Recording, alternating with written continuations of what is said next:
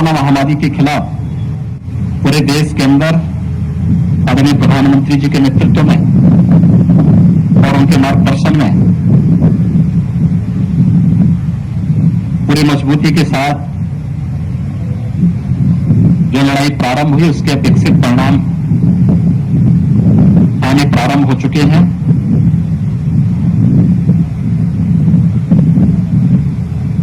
एक समय ये लगता था कि वास्तव में कोरोना महामारी बड़ी आबादी को अपनी चपेट में ले लेगी।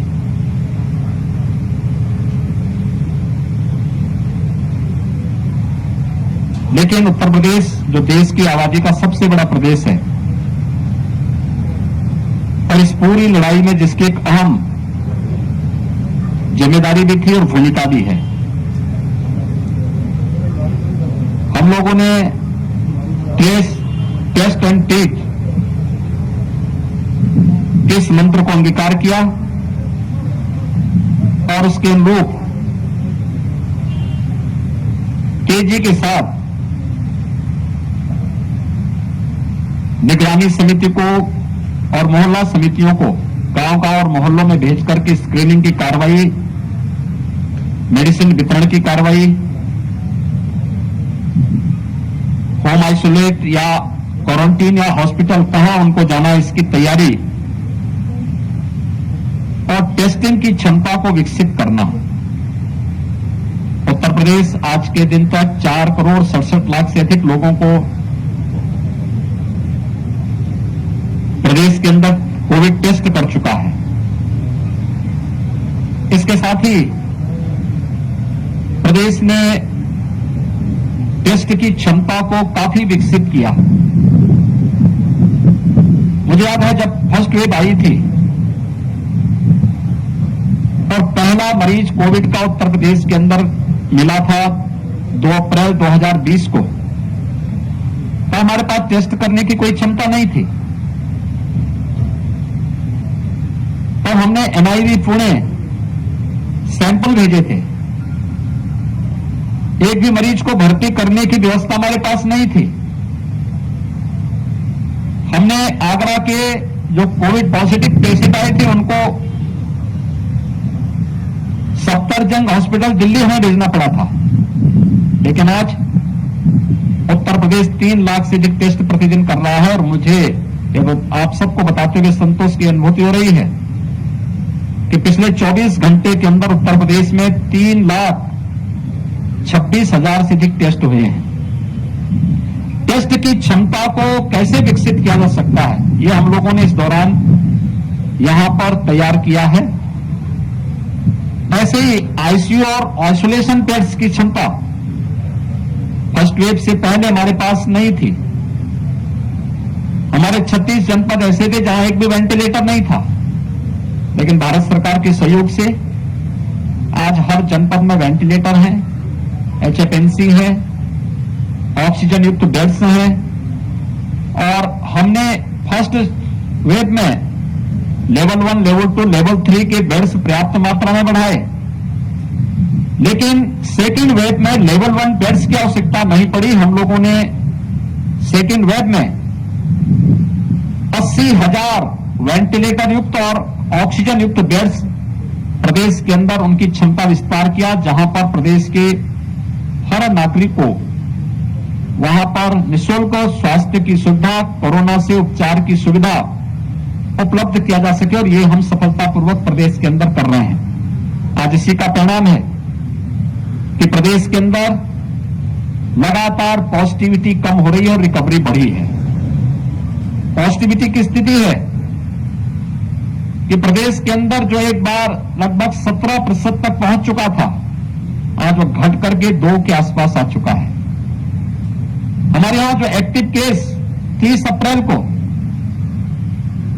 3,10,000 तक पहुंचे थे और एक दिन में सर्वाधिक केस आए थे और 24 अप्रैल को 38,000 से अधिक, आज वो घट करके प्रदेश में यानी न्यूनतम स्तर तक लाने में हमें सफलता प्राप्त हो रही है।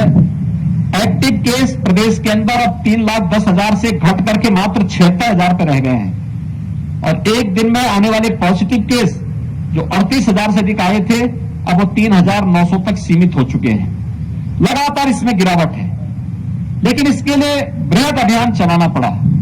अर्ली एंड एग्रेसिव कैंपेन प्रदेश के अंदर गांव-गांव में, कस्बे-कस्बे में स्वच्छता, सैनिटाइजेशन, फॉगिंग के साथ साथ टेस्ट एंड ट्रीट के इस कार्यक्रम को हम लोगों ने मजबूती के साथ आगे बढ़ाया।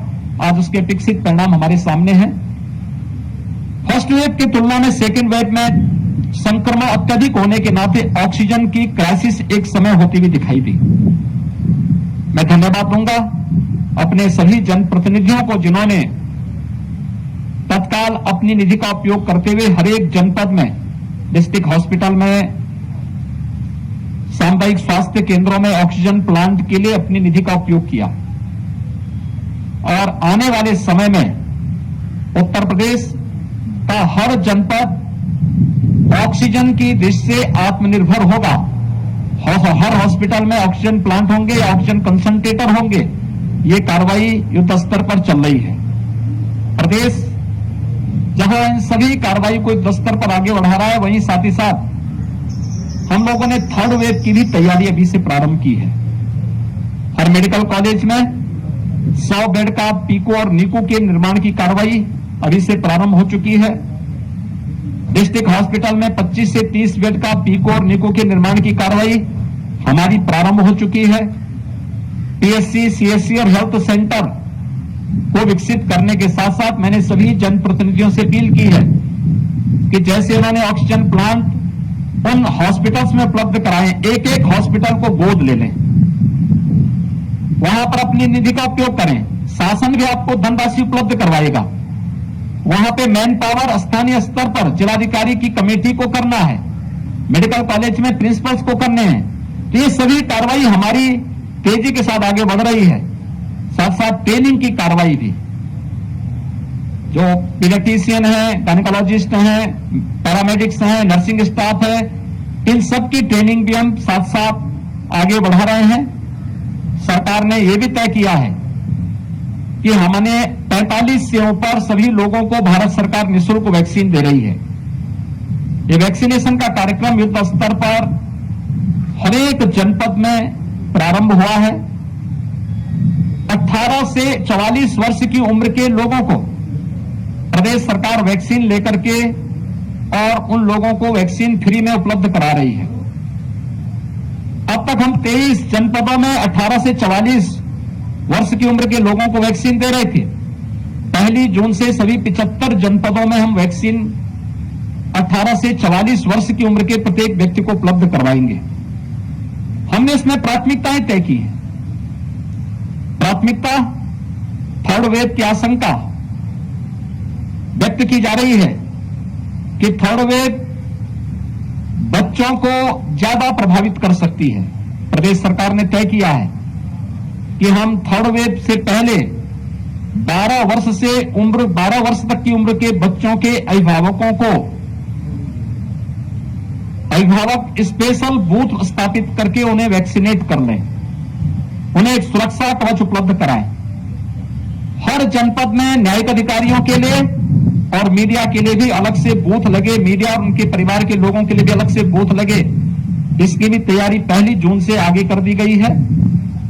हम लोग कोरोना कालखंड में वर्तमान में इस 100 वर्षों की सबसे बड़ी महामारी का सामना कर रहे हैं, तो स्वाभाविक रूप से सरकार को कोरोना कर्फ्यू भी लगाना पड़ा। ये लॉकडाउन नहीं है, कोरोना कर्फ्यू है। लॉकडाउन में सारी गतिविधियां ब्रेक हो जाती हैं। यहां पे हमने किसानों से संबंधित गतिविधियों को पूरी छूट दी है, श्रमिकों से जुड़ी हुई सभी गतिविधियों को पूरी छूट दी है। उद्योग चल रहे हैं, खेती बाड़ी का काम चल रहा है, प्रोक्योरमेंट के सेंटर हमारे संचालित हो रहे हैं, राशन की दुकानें हमारी संचालित हो रही है, कंस्ट्रक्शन के कार्य हमारे चल रहे हैं, सब्जी मंडी, फल मंडी ये सब संचालित है, आवश्यक और इमरजेंसी सेवाएं सभी संचालित हैं। परिवहन निगम की बसेज उत्तर प्रदेश के अंदर ये निरंतर चलायमान है, ये संचालित है, ये कार्य कर रही है। इसलिए हम लोगों ने कोरोना कर्फ्यू का सहारा लेकर के कि कहीं भीड़ न हो, कोरोना के संक्रमण की चेन को भी ब्रेक किया जा सके, और साथ साथ हम लोग एक सामान्य नागरिक के जीवन के साथ साथ उसकी जीविका को ही बचा सकें। फिर भी कुछ लोगों की जीविका प्रभावित हुई हो, इसके लिए प्रधानमंत्री गरीब कल्याण पैकेज के अंदर मई और जून का निःशुल्क राशन वर्तमान में वितरित हो रहा है। जून, जुलाई और अगस्त 3 महीने का निःशुल्क खाद्यान्न राज्य सरकार भी अपने स्तर पर हर एक जरूरतमंद को उपलब्ध करवा रही है। प्रदेश के अंदर मेरा अनुमान है कि 15 करोड़ से अधिक लोग इसका लाभ लेंगे। एक महीने में 15 करोड़ से अधिक लोग इसका लाभ लेंगे। इसके अलावा और भी तमाम ऐसे लोग हैं जो प्रतिदिन मार्केट में, मुख्यालय में आकर के अपनी रोजी रोटी चलाते थे।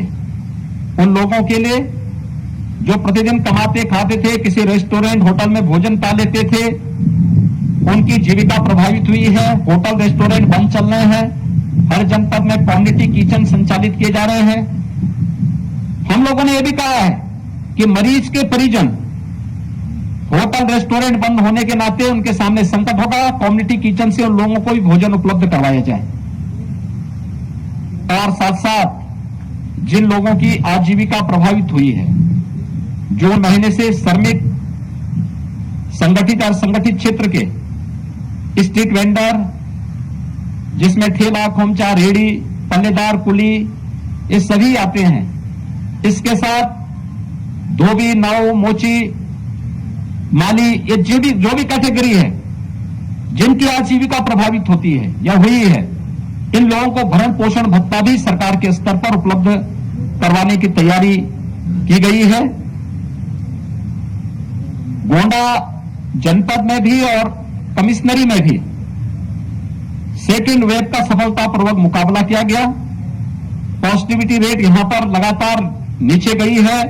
रिकवरी रेट स्टेट एवरेज के ही अनुसार यहां पर अच्छे ढंग से आगे बढ़ रही है।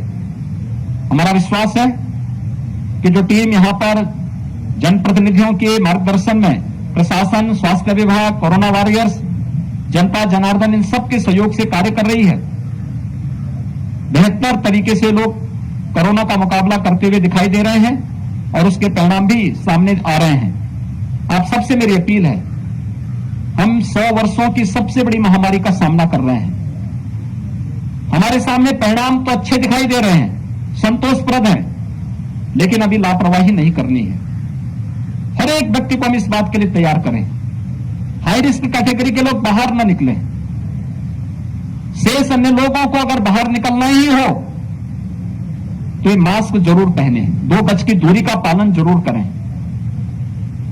वैक्सीन जरूर लें। टेस्ट कराने से भी ना भागे और वैक्सीन लगाने से भी ना भागे। टेस्ट उन्हें समय पर स्वास्थ्य की सुविधा उपलब्ध करवाएगा और वैक्सीन उन्हें सुरक्षा कवच उपलब्ध करवाएगा। आप सब इस जागरूकता के अभियान के साथ जुड़ेंगे, इसके अपेक्षित परिणाम आएंगे। धन्यवाद।